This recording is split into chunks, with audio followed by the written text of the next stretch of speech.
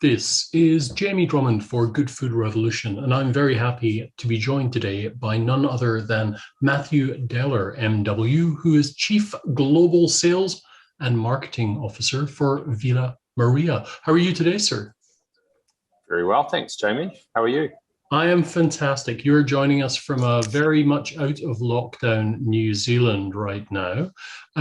Now, today we are here to speak about emergent styles of Sauvignon Blanc. So I was hoping to touch upon perhaps sub-regional examples and perhaps things that are being done both in the vineyards and in the winery to create something to take New Zealand Sauvignon Blanc to a very different level from some of the more, dare I say, monochromatic styles that one sometimes sees.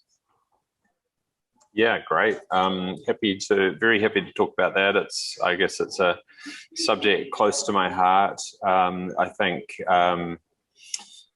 most people who I've talked to don't realize just what a wonderful vector for terroir the Sauvignon Blanc grape is, and how much terroir there is in Marlborough, and how divergent the different sub-regional styles can be.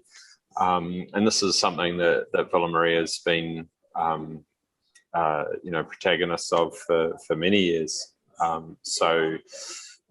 We have a reserve range whereby we've always made a reserve wine from the northern Wairau Valley of Marlborough, which is somewhat more, while still cool and boasts the incredible sunshine hours of Marlborough, is a little bit more sheltered and protected by the Wither Hills from the Antarctic winds, compared to the Awatere Valley to the south.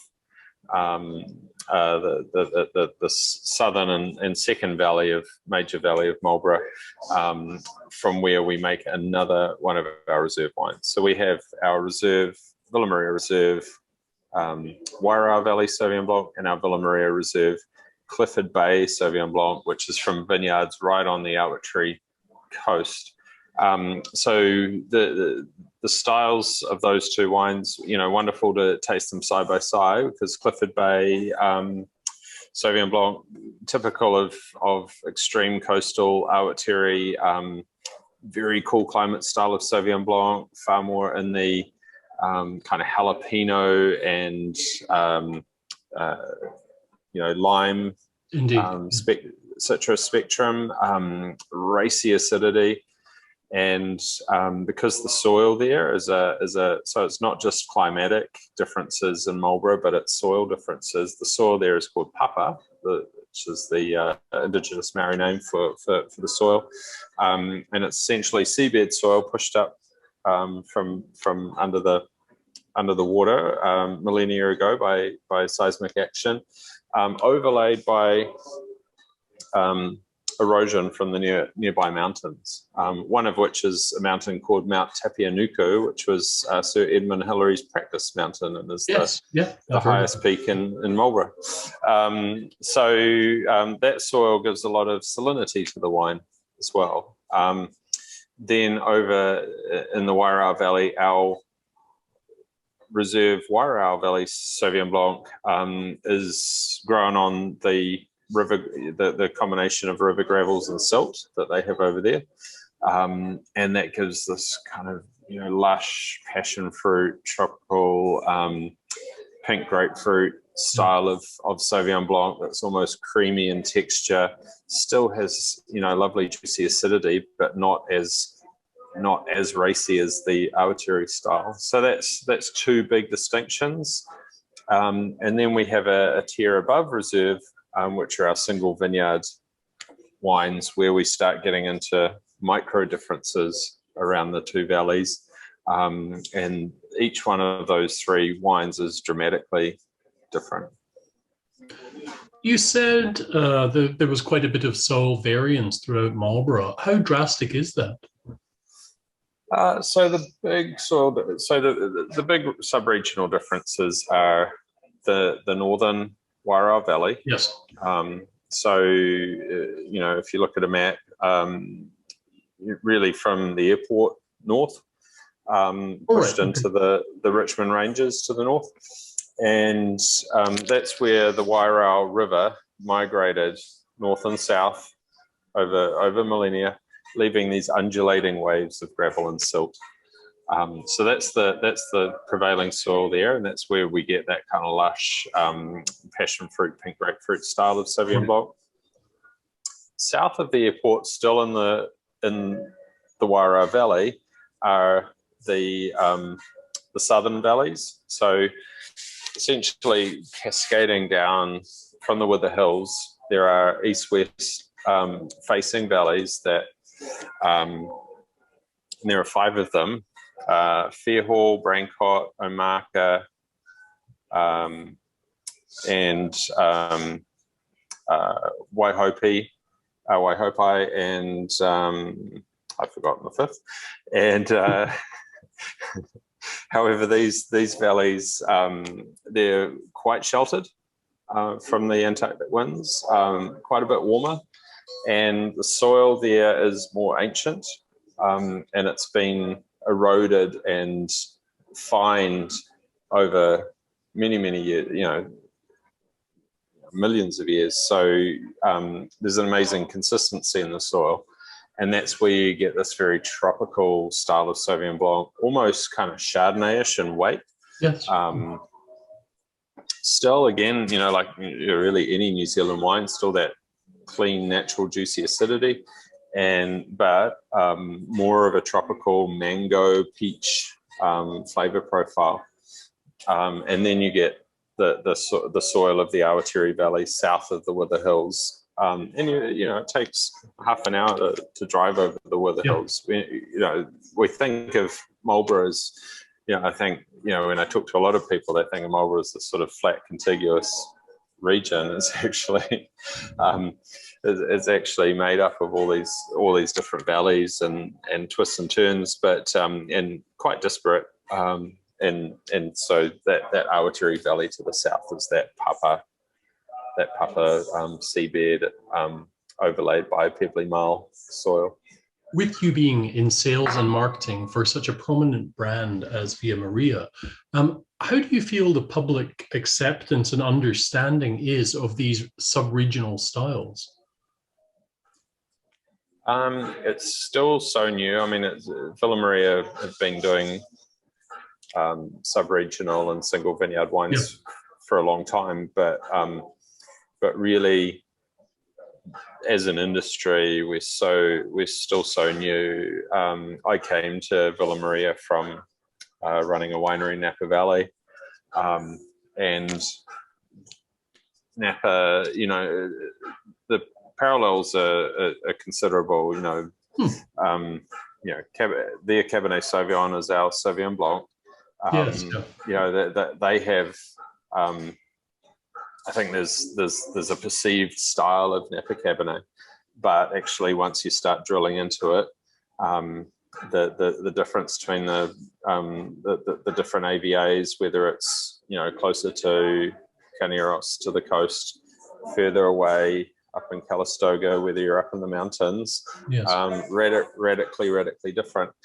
They've probably had, I don't know, 10, 15 more years of seriously telling that story, and I think consumers are really just getting to grips with it today. I think a lot of I lived in the US. A lot of consumers just want their Camus or whatever, and they don't care. But there's probably a good 5 to 20% of consumers, depending on the market, who really do want to engage more with wine and are really interested in that, in discovering what is the style for me, whether it be Napa Cabernet from the different AVAs or whether it be Marlborough, Sauvignon Blanc from the different subregions of Marlborough.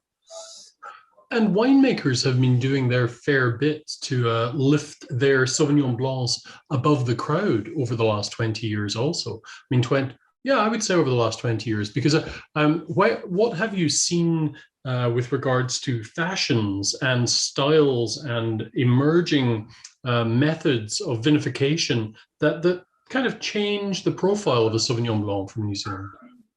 Yeah, Yeah, there's a few different approaches. So there is the classic Marlborough Sauvignon Blanc winemaking style, which is to machine harvest, which gives more actually results in more flavor intensity in the wine. Ideally in the cool of the night, to ferment quite cold, between around 10 degrees Celsius. Yeah. And then to in stainless steel, and then to bottle quite quickly. And that would be using very specific cultured yeasts, right? Cultured yeast, yeah. And really with a view to championing that aromatic intensity, right? That Marlborough Sauvignon, that is such a hallmark of Marlborough Sauvignon Blanc. Now, as Marlborough, I guess, matures as a wine region, yes, that is and will be the prevalent and extremely valid style of Marlborough Sauvignon Blanc. Yes. So aside from exploring sub-regionality and the sort of cause and effect of terroir on Sauvignon Blanc, there is a lot more diversity of winemaking techniques. So one of those is more of a hand harvest whole bunch press style, which produces a wine that's perhaps less aromatically overt, but perhaps more texturally elegant, and can be generally made into a drier, or even a bone dry Sauvignon Blanc style. Often that style will be coupled with lees aging to build that texture. If texture is your thing, then you're going to do all the texture things, right? So hand harvest whole bunch press lees aging. And then, some winemakers, move to build, I guess, approach Sauvignon Blanc a little bit more like Chardonnay and try to build complexity through warmer fermentations and small oak barrels, generally older oak barrels. We're not trying to get oak flavor per se, but the kind of texture and complexity that comes with oak fermentation. Even a little bit of malolactic fermentation to tame that racy acidity. So basically trying to turn it into a Chardonnay, you're saying? Yeah, I mean, it never quite tastes like Chardonnay, but it's probably, it's similar to the techniques that they use in Pissac-Léognan in Bordeaux, where they make these kind of very complex, long-lived Sauvignon Blanc based wines. It's more on those styles and more in that sense. Something else, another big thing certainly for us at Villa Maria is organic farming. So we're now 30% of our own vineyards are organically farmed. Okay. And we're working to grow our organic program. And that's just another dimension, brings another dimension to the flavor profile of Sauvignon Blanc. Tend to get about 25% less yield. I was about to ask, Yeah, but we do get more density, more texture, probably more nuance, I'd say. So actually less overt wines, but more nuanced wines from our organically farmed vineyards. And where do those organically farmed grapes, which of your wines do those end up in? Yeah, so there's a portion of our Villa Maria private vin Sauvignon Blanc is from our organic BioGrow organic certified vineyard, and then we have a new range called Earth Garden, which is exclusively from our BioGrow certified. Speaking of organic, how has the biodynamic and/or natural wine movement found a home in Marlborough? I guess slow to come to Marlborough. It's there, I would say. yeah, I would say it's there. It's very niche. Marlborough Sauvignon Blanc. You know, I quote fellow master of wine Michael Brajkovic, who's the winemaker at Kimi River, and you know, he says any winemaker not using sulfur dioxide doesn't know what they're missing out on. So I agree with him when it comes to Sauvignon Blanc, that sort of kombucha effect with Sauvignon Blanc doesn't work as well as it does, you know, for perhaps more neutral varieties. But there have been some experiments. Aromatics. Yes. But there have been some experiments, and quite successful experiments, with wild ferments. Very much agreed. Yeah. So I guess it depends on your definition of natural wines, but if we're talking about kind of no free SO2 additions, you know, no SO2 additions, then probably not the right strategy for Marlborough Sauvignon Blanc, because you're going to lose that wonderful, you know, you could be from anywhere. When it comes to wild yeast, yeah, absolutely. Love it. You know, it comes part and parcel with that sort of Chardonnay style of Sauvignon Blanc. Excuse my ignorance. Do you do much of that natural ferment via Muria? We do a lot of natural ferment with our Chardonnays, Pinot Noirs, you know, Bordeaux Reds. We don't tend to do it with Sauvignon Blanc. I guess we're champions of terroir when it comes to Sauvignon Blanc. So we go for, you know, the sort of very clean, fresh style of winemaking for Sauvignon. No, I understand. To accentuate the terroir differences. But that's not to say that sometime in the future we won't do a small parcel of that, just to see how barrel fermented wild yeast. And one other thing, what about skin contact with Sauvignon Blanc? Yeah, that's a good point. So we have we're one of the wineries in Marlborough that has tipper tanks. It's a type of tank that was developed in Marlborough for Marlborough Sauvignon Blanc, and basically it literally hydraulically lifts up the tank and tips it into the press, and so it enables us to very finely control the exact number of minutes that the Sauvignon Blanc is in contact with skins. I guess not a lot of people realize that actually the machine harvesting doesn't create a huge amount of skin contact these days. We use the Pellant harvesters that essentially spit out caviar, out the back. So beautiful, destemmed and fully intact berries. Yeah, technology's come a long way with those machine harvesters. Amazing. Yeah, amazing. Yeah, it's great. Beautiful fruit. Yeah. It's almost like, I hate to say it, and people don't like it when I say it, but it's almost like you get cleaner fruit. Yeah. From one of the better machines, right? So depending on who your harvesters are. Yeah, exactly. Yeah. It's certainly better fruit than when I've been tasked with hand harvesting. So yeah. So what do you feel that extended skin contact with Marlborough Sauvignon Blanc brings to the eventual wine?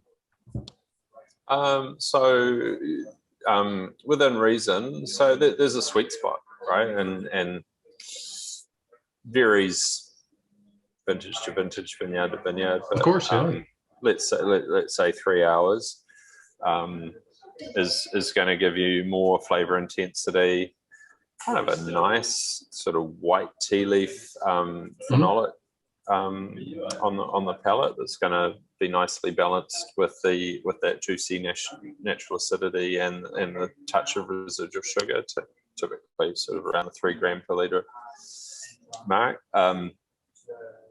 So that's kind of a sweet spot. If you wanted to extend it, and there have been I've certainly tried experimental lots of full skin to contact Sauvignon Blanc. And it works pretty well if you like that skin contact style, that sort of quite tannic. Yeah, I was about to say the astringency is quite something. Yeah, right? Yeah, that's right. Yeah, as a variety, it works pretty well. Yep. Yeah. Another question, and please excuse my ignorance here. We were talking about the white wines of Bordeaux. Have there been many experiments in Marlborough with the addition of Semillon to the Sauvignon Blanc? Yeah, yes. I mean, certainly up to maybe 20, 30 years ago, Semillon was reasonably prevalent, and I guess with the theory that they grow so comfortably together in Bordeaux. Yes, yeah. It hasn't been successful at all Interesting. in Marlborough, I would say. Yeah. Huh. Well, I guess in closing, Matthew, because New Zealand Sauvignon Blanc, Marlborough Sauvignon Blanc, is such a brand in itself, as much as I appreciate so many of these different sub-regional styles, different winemaking techniques, when people buy Marlborough Sauvignon Blanc, they're expecting a very particular thing. And I think it's going to be interesting to see how the public will be educated about the fact that Marlborough Sauvignon Blanc can be made in a spectrum of styles. And as a chief global sales and marketing officer, how do you address that challenge? Yeah, I think it sort of addresses itself in two ways. One is price, and the other is sales channels. So, by definition, those small production, quirky Sauvignon Blancs are by necessity more expensive, and they're not going to be necessarily going to be the sort of most widely distributed wines. So they will tend to be sold in environments where there's an element of hand selling. Yes. Or information or education communicated as part of the sale process. So I think people buying those wines will be going in eyes wide open. I think if you look at even if you look at Bordeaux or Burgundy, the majority is Bourgogne and just AC Bordeaux. Everyday drinking wine. Yeah. Everyday drinking wine, and it is a style, but then there's a lot of diversity at the higher price points, and that's where the more engaged consumers are experimenting and playing, and they decide, hey, do I like the fine elegance of a Chambord Musigny, or do I like the more robust nature of a Pommard, for example. I think it'll be the same with Marlborough Sauvignon Blanc. The higher prices and the hand sales channels, the hand sellers will help. The educated trade will help educate the consumers as to what their style of Sauvignon Blanc is at that price point. Do you think you will ever see some kind of real appellation system based around the Burgundian model, where you identify village, Premier Cru, Grand Cru sites within Marlborough? Probably not to that extent, but I would say that I could see a time when there's some sort of sub-regional boundaries similar to the AVA system in Napa. Right. Well, thank you very much for enlightening us about Marlborough Sauvignon Blanc today. Enjoy the rest of your day in New Zealand, and we'll say goodbye from, I'm not in Toronto anymore. I'm outside Toronto, from Ontario, Canada. Lovely to talk to you. Thank you, Jamie. Take care. Bye-bye.